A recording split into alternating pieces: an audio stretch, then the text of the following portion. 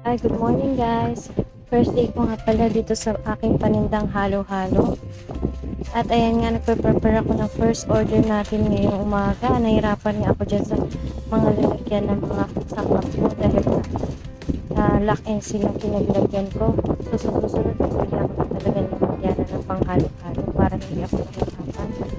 At ayun na nga, nag-prepare nga ako ng isang order dyan. Dahil may umorder na nga agad pagkapwesto pa lang namin ng pagkapwesto. Late na nga kami pala nakapwesto dyan dahil nagahol nga kami sa oras dahil sa paghahanda ng mga sangkap. At dahil nga first time namin ito, hindi namin inaasahan na magagahol kami sa oras kaya alauna na kami nakapag-prepare dyan at nakapwesto dyan. Imbis na 10 a.m. dapat nandyan na kami. So, ayun na nga, nagpe-prepare nga ako ng isang order ng 16 ounce dito at ang benta ko nga dito sa 16 ounce na to ay 75 pesos at 85 pesos naman sa 822 ounce. Overload naman ito at sulit na sulit talaga, hindi nalugi sa presyo. At pagkatapos nga nito ay meron pa nga palang order na naman ng dalawang 22 ounce at wala na nga kaming tigil kaka-prepare ng order dyan dahil nga sobrang dami naman ng bumibili at di ko naman inaasahan na ganito yung magiging first day namin. May katulong nga din pala ako, buti na lang nagpunta yung asawa ng kapatid kong bunso. Tinulungan niya ako magpunta dito. Medyo napakainit nga ng panahon ngayon at haggard na nga ako dyan at binibilisan ko na nga rin yung pagpe-prepare ng mga halong-halo na order dahil parami yung nag-order. At ayan na nga yung 22 ounce, piniprepare ko na nga siya. Overload talaga yung mga sangkap dyan, kompleto yan. May gulaman, sago, nata, beans, munggo, langka, saging, kamote, pinipig, leche flan, makapuno, kaong, lahat na yata ng sangkap ng halo-halo ay nandyan na. Kaya sulit na sulit talaga ang presyo namin. Merong mga dumarating na sabi ang mahal daw, hindi, sabi nila na mamahalan sila, pero nung nag-order na sila, pagkakita nila sa order nila ay sulit naman daw dahil maraming laman at talagang masarap yung gatas namin dahil yung gatas nga namin ay tinitimpla pa, hindi siya ordinaryong gatas lang. At ayun nga yung asawa ng kapatid kong bunso na tumulong sa akin ngayon. At yun nga, kami nga dalawa yung nagtutulungan dyan ngayon. At ayan na nga, nagsidatingan na nga yung ibang customer at patuloy pa rin ako sa pagpe-prepare ng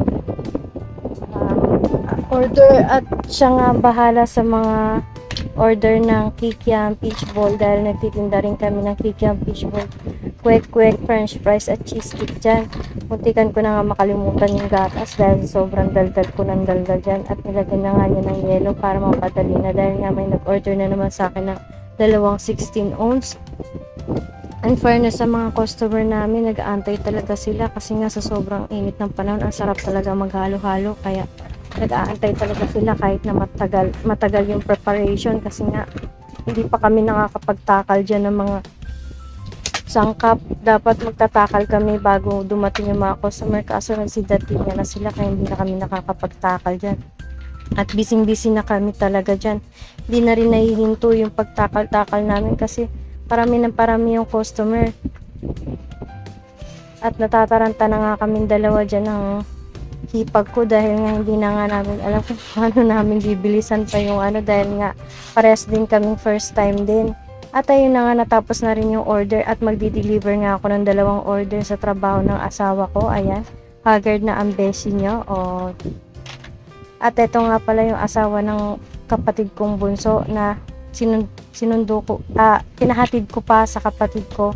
So ayun na nga, nag-prepare na ulit kami ng order galing sa trabaho ng asawa ko sa supermarket. At alas 3 nga dapat ma-deliver na namin to dahil sobrang dami nga. Ang order nga pala nila ay 8 pieces na tag 85 pesos yung 22 ounce yun, tapos apat na tag 75 pesos yung 16 ounce. So ayun na nga, nag-prepare na nga kami dyan ng 2:30 pero hindi pa rin talaga umabot yung oras dahil nga alas 3 lang yung break time nila, pero hindi pa rin kami umabot dahil nga nagsisidatingan pa rin yung mga customer. yung mga tinatakal namin na dapat dun sa trabaho ng asawa ko napupunta lang sa ibang customer kasi nga mo order sila. So nagagahol na naman kami sa oras at ito na nga, ngayon lang natapos yung kalbaryo namin sa paghalo-halo dahil nga naubusan na kami ng yelo. Nagpahinga na nga kami at nagmerienda na muna dahil simula umaga wala pa akong kain yan, kaya nilantakan na nga lang namin yung cheese stick at french fries dyan. Nagpaluto din kasi yung anak ng asawa ng kapatid ko ng french fries, kaya nagpahinga muna kami at dyan lang kami nakapagpahinga. Tinatanong ko nga yung asawa ng kapatid ko dyan kung okay pa siya, at ayun na nga, naupo nga lang ako saglit at naisipan ko nga tignan yung kinita namin kung magkano na. So binilang ko muna siya, pero hindi ko muna sasabihin kung magkano yung kinita namin ngayong araw.